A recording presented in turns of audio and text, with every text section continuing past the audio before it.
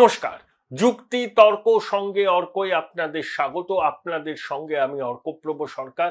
সবাইকে অনুরোধ জানাই চ্যানেল সাবস্ক্রাইব করার জন্য, থ্যাঙ্কস বাটনে ক্লিক করে আমার এই ছোট উদ্যোগকে আর্থিকভাবে সহায়তা করার জন্য।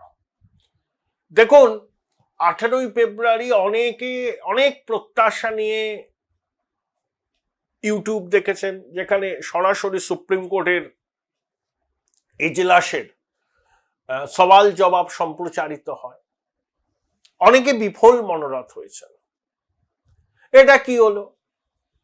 ইডিকে কেসটা ছেড়ে দিল, কেন রিজয়েন্ডারটা ফাইল করলো না? তবে জানিয়ে রাখি, সলিসিটর জেনারেল বলেছেন রিজয়েন্ডার ফাইল হয়েছে,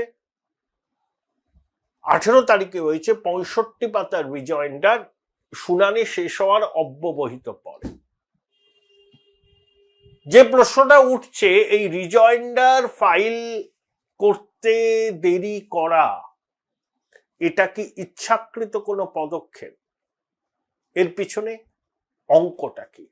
তার আগে বলি, ইডি যে হলফনামা দিয়েছিল, রাজ্য সরকার দিয়েছে, দিদিমণি দিয়েছেন, রাজীব কুমার, মনোজ বর্মা, প্রিয়ব্রত রায় সবাই দিয়েছেন। তা ইডি কি বলেছে? দিদিমণি বলেছিলেন না যে তিনি ইডির আধিকারিকদের অনুমতি নিয়ে প্রতীক জৈনের বাসভবনে ঢুকেছিলেন। ইডি বলেছে সত্যের অপলাপ ছাড়া আর কিছু নয়। দিদিমণি জোর জবরদস্তি করে ঢুকেছিলেন। ইডির একজন অ্যাসিস্ট্যান্ট ডিরেক্টর স্বনির্বন্ধভাবে মুখ্যমন্ত্রীকে অনুরোধ জানান যে তদন্ত প্রক্রিয়ায় হস্তক্ষেপ না করতে, কিন্তু দিদিমণি সেটা শোনেননি। ইডি এই কথাটা বলেছে হলফনামায়।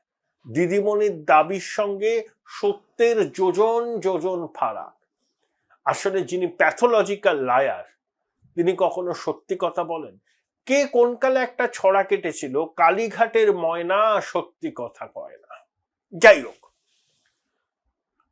রাজ্য প্রশাসন বলেছে আমাদের জানিয়ে আসেনি কেন, ইন্টিমেট করার প্রয়োজন ছিল। ইডি বলছে যে রাজ্য পুলিশকে জানিয়ে আসতে হবে। এটা কোথায় লেখা আছে? কোন রুল বুকে লেখা আছে? তাও অভিযান শুরু হওয়ার পরে তারা শেক্সপিয়ার সরণি থানা এবং বিধাননগর থানায় ইমেল করে জানিয়ে দিয়েছিল। 2, এবং রাজ্য পুলিশের আধিকারিকরা তাদের নির্দিষ্ট দায়িত্ব তো পালনই করেননি, তারা এসেছিলেন মুখ্যমন্ত্রীর স্বার্থ রক্ষা করতে।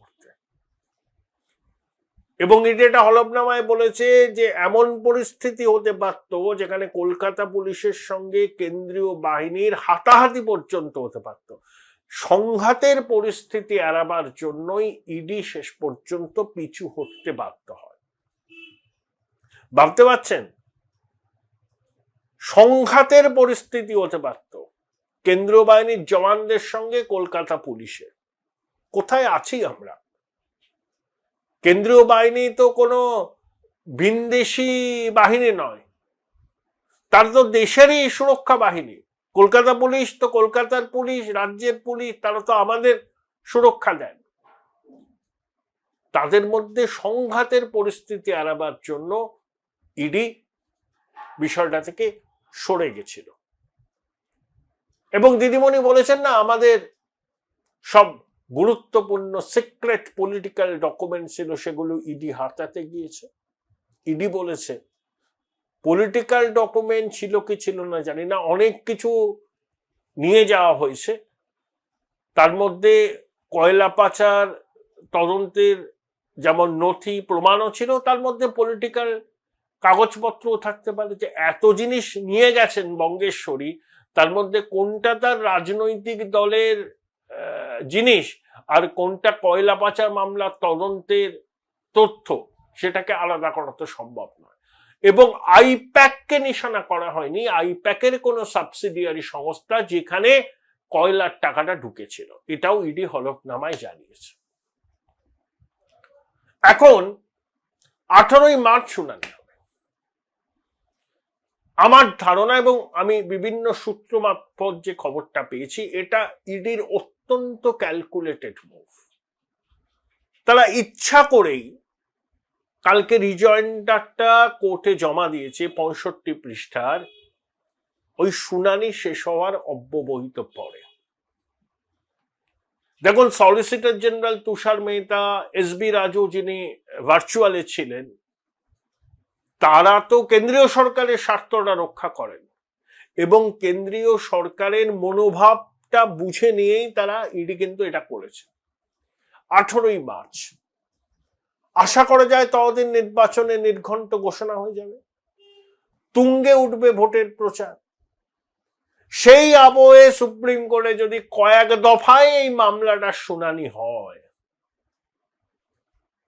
তাহলে অনেক কিছু এক্সপোজ হয়ে যাবে। ইডি কিন্তু এটাই চাইছে, কেন্দ্রের শাসক দল এটাও চাইছে।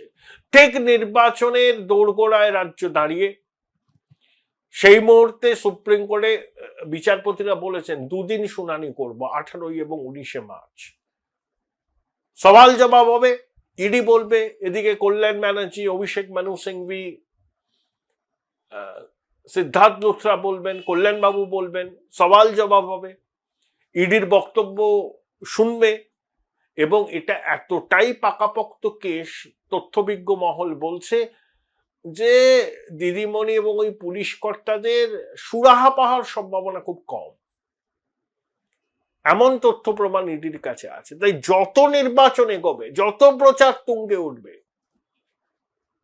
রাজনৈতিক চাপানুতর শুরু হবে, সেই আবহে সুপ্রিম কোর্টে এই কেসটার শুনানি হচ্ছে, সওয়াল জবাব হচ্ছে, সর্বভারতীয় মিডিয়া বিষয়টাকে সামনে নিয়ে আসবে, এখানকার মিডিয়া নিয়ে আসবে, এটা নিয়ে প্রচারের ন্যারেটিভ তৈরি হবে।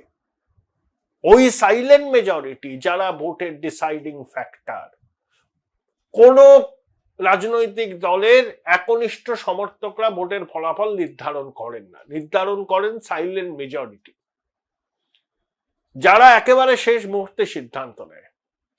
তাদেরকে প্রভাবিত করা, তাদের মনস্তত্ত্বকে প্রভাবিত করা, এটাই তো লক্ষ্য। সেজন্য খুব সচেতন ভাবে ইডি কিন্তু ওই রিজয়েন্ডারটা জমা দিয়েছে 18 তারিখ শুনানি শেষের পরে, এবং বারবার করে তারা দোলের পর শুনানির কথা বলছিল। ততদিন নির্বাচনের তারিখ তো ঘোষণা হয়ে যাওয়ার কথা, এবং 18 মার্চ 19 মার্চ এই শুনানি হবে, তখন তুঙ্গে উঠবে নির্বাচনী প্রচার, ন্যারেটিভ তৈরি করতে সুবিধা হবে। ইতিমধ্যে ইডি হলফনামায় কি বলেছে সেটা সংবাদ মাধ্যমে ফাঁস হয়ে গেছে, এবং তার মোদ্দা কথা হচ্ছে বঙ্গেশ্বরীর বক্তব্যের সঙ্গে সত্যের বিন্দুমাত্র যোগ নেই, বরঞ্চ যোজন যোজন কিলোমিটারের ফারাক। সব কাগজে বেরিয়েছে, অনুপ্রাণিত গণমাধ্যমও বার করতে বাধ্য হয়েছে ইডির হলফনামায় কি ছিল। জলটা গরম হলো, তারিখ ঘোষণা হবে, নির্বাচনে প্রার্থী তালিকা হবে, প্রধানমন্ত্রী, স্বরাষ্ট্রমন্ত্রী সবাই আসবেন, জনগণ তখন নির্বাচনী উত্তাপে গা ভাসাবেন। চায়ের দোকান, মেট্রো রেল, লোকাল ট্রেন, বাস, সব জায়গাতে নির্বাচন নিয়ে আলোচনা হবে, মানুষের মন বোঝানো কোনো সেরা বিশ্ববিদ্যালয়। তখন এই কেসটা সুপ্রিম কোর্টে উঠলে পাবলিক ডিসকোর্সে আলোচনাটা আরো বেশি হবে, তাতে কেন্দ্রের শাসক দলের সুবিধা। তাই খুব পরিকল্পিতভাবে রিজয়েন্ডারটা 18 তারিখ শুনানি শেষের পরে ইডি জমা দিয়েছে। কেউ কেউ সেটিং তত্ত্বের প্রবক্তারা ওসব বলে লাভ নেই, ওসব আপনারা বলে যান, মানুষ আপনাদের কথা শুনবে না, ভোটও পাবেন না। খুব পরিকল্পিত একটা পদক্ষেপ এনফোর্সমেন্ট ডিরেক্টরেট বাংলার নির্বাচনী যুদ্ধের দিকে তাকিয়ে। Join Indian Institute of Hotel Management now. Right choice, right decision.